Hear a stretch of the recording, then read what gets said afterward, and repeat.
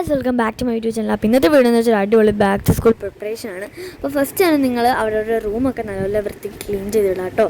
അല്ല, റൂമില്ലാത്തവരാണെങ്കിൽ ചെറിയൊരു ടേബിൾ ഒരു കോർണറിലിട്ട് അവിടെ ഒന്ന് സെറ്റാക്കി എടുക്കുക, ടേബിളൊക്കെ ഒന്ന് സെറ്റാക്കി എടുക്കുക.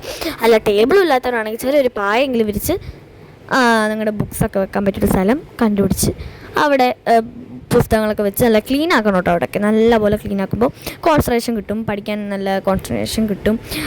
പിന്നെ അവിടെ ഇരിക്കുമ്പോൾ തന്നെ പോസിറ്റീവ് എനർജി നമുക്ക് വേണം. അങ്ങനെയാണെന്നല്ലേ നമുക്ക് നല്ലൊരു കോൺസെൻട്രേഷൻ തന്നെ ഉണ്ടാവും. പിന്നെ എൻ്റെ ടേബിളിൽ ഞാൻ എല്ലാ വർഷവും ഞാനൊരു ഡീപ്പ് ക്ലീൻ തന്നെ ചെയ്യാറുണ്ട്. ഫസ്റ്റ് തന്നെ അതുമുള്ള സാധനങ്ങളൊക്കെ ഞാൻ നല്ലപോലെ ഒതുക്കും. അതിനുശേഷം ഞാൻ അതുമ്പോൾ ഒരു നല്ലൊരു കലണ്ടർ ഒട്ടിക്കാറുണ്ട് എല്ലാ വർഷത്തെയും. അതിനുശേഷം ആ ഒരു ടേബിളിൻ്റെ മുകളിലേക്ക് നല്ലൊരു വൈറ്റ് കളറിലെ തുണിയാണ് ഇപ്പോൾ ഇടാറ്.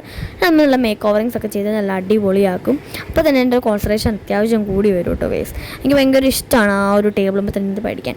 പിന്നെ നെക്സ്റ്റ് പരിപാടി എന്ന് വെച്ച് കഴിഞ്ഞാൽ ബുക്ക് കവറിങ് ആണ്. ബുക്ക് കവറിങ് എന്ന് വെച്ചൊരു ചടങ്ങാണ് ഗൈസ്.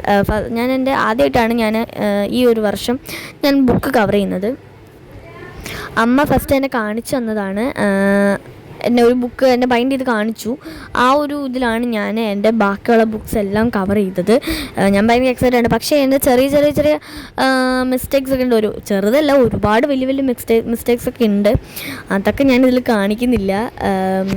എന്താ പറയുക, കീറിയതൊക്കെ മിസ്റ്റേക്സാണ്. പിന്നെ അവരുടെ ബുക്കൊക്കെ ബൈൻഡ് ചെയ്യാൻ ശ്രമിക്കുക കേട്ടോ. നല്ല പാടാണ്, എന്നാലും നിങ്ങൾ ശ്രമിക്കുക.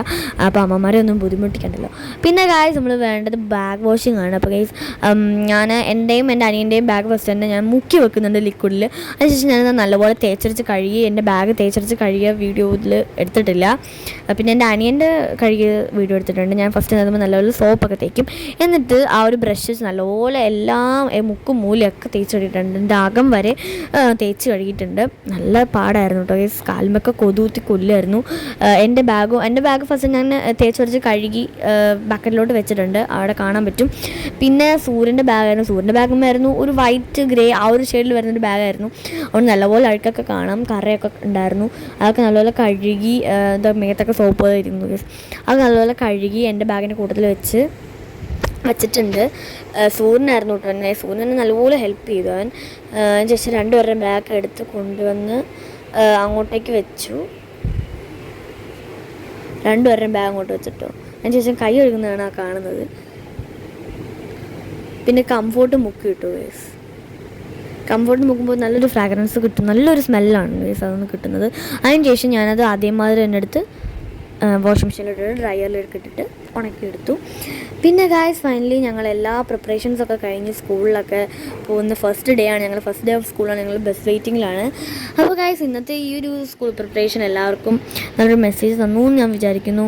അപ്പോൾ നെക്സ്റ്റ് വീഡിയോ വരേക്കും ബൈ.